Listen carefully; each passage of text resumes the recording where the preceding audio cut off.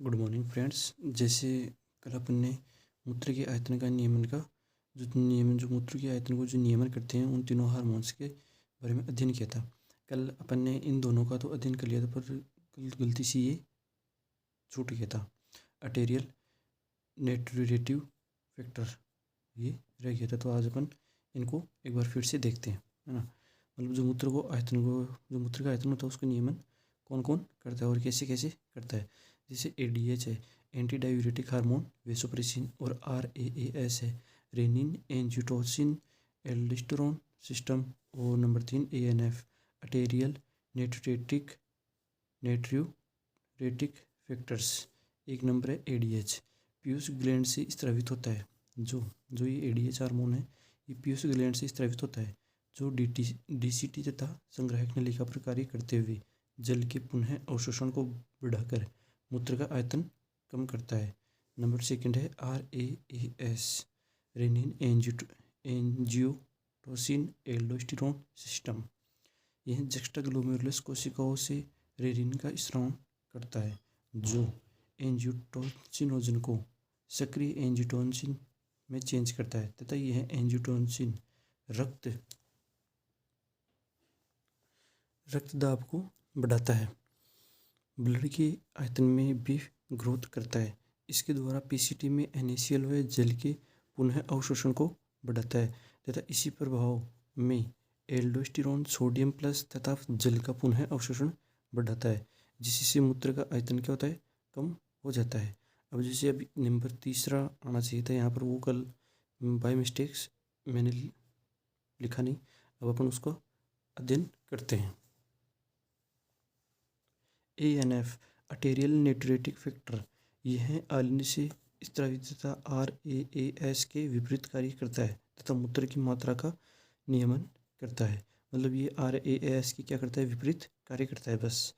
और अब इसके करते हैं अपन क्वेश्चंस, है ना। मतलब इस टॉपिक की जो भी क्वेश्चन है मेन वो अपन इसमें करते हैं।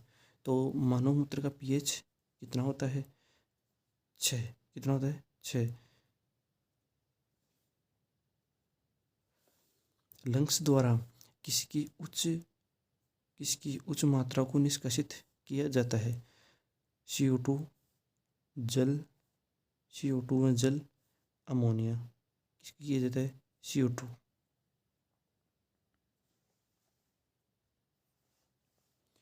निम्न में से जीवों का कौन सा जोड़ा यूरिकोटेलिक है।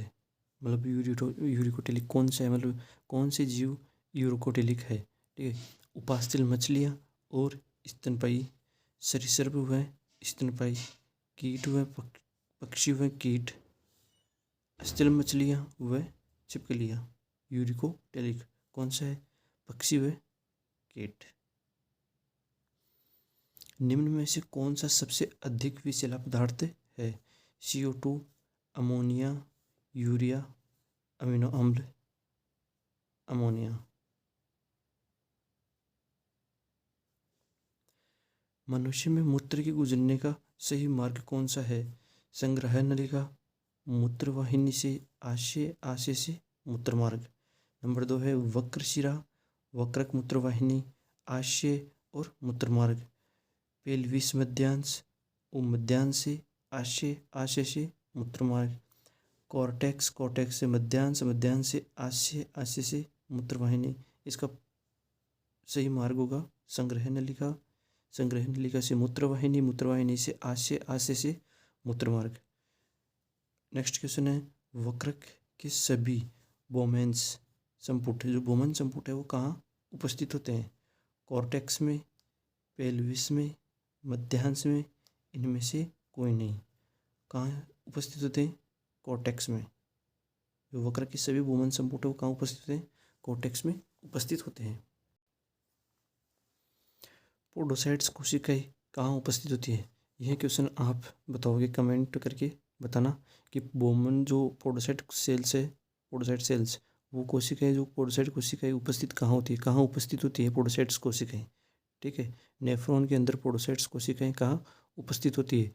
बोमन संपुट की बाहरी भित्ति पर, बोमेन संपुट की भीतरी भित्ति पर, वक्रक की क्रिया पर, की ग्रीवा पर, और ग्लोमेरुलर कोशिकाओं की भित्ति पर, इनमें से कहाँ पे उपस्थित होती है। और एक क्वेश्चन ये भी आप ही बताओगे, कमेंट करके बताना, हेलने का सबसे बड़ा पास किस में पाया जाता है, कौन सी जीवों में पाया जाता है। जो हेलने का लूप है, हेलने का लूप, वो सबसे बड़ा किस में पाया जाता है, सबसे ज़्यादा किस में होता है, सबसे बड़ा कौन से जीवों में होता है। कंगारू चूहों में, ओपोसम में, रेसिस बंदर में और पोर्क्यूपाइन में। किसमें? कंगारू चूहों में, ओपोसम में, रेसिस बंदर में और पोर्क्यूपाइन में। इन चारों में से किस में हेलने का लूप सबसे बड़ा होता है। एक मील पिजियन काय किसके द्वारा निर्मित होता है। केवल कोशिकीय गुच्छक और बोमन संपुट द्वारा, कोशिकीय गुच्छक और अपवाहन वाहिका द्वारा, केशिकीय गुच्छक, बोमन संपुट और अपवाहन नलिका द्वारा। किसके द्वारा होता है। नंबर 4, केशिका गुच्छक, बोमन संपुट और अपवाह नलिका द्वारा। रेनिन किसके द्वारा मुक्त किया जाता है। हेलने का पास द्वारा, संग्रह वाहिनी द्वारा, जक्स्टाग्लोमेरुलर उपकरण द्वारा व रेनल पेल्विस द्वारा। इसका आंसर आप बताना कि कौन सा है, किसके द्वारा किया जाता है इसका संग्रहण, यह इसका है, किसके द्वारा मुक्त किया जाता है, किसके द्वारा स्त्रवित होता है। क्या रेनिन किसके द्वारा मुक्त या स्त्रवित किया जाता है।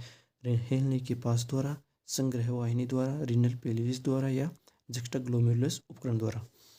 डायूरेटिक वह दशा है जिसमें मूत्र का उत्सर्जन आयतन बढ़ जाता है, मूत्र का उत्सर्जित आयतन घट जाता है, बॉडी में जल का संतुलन बिगड़ जाता है। यह वक्र मूत्र उत्सर्जित करने में असफल होते हैं।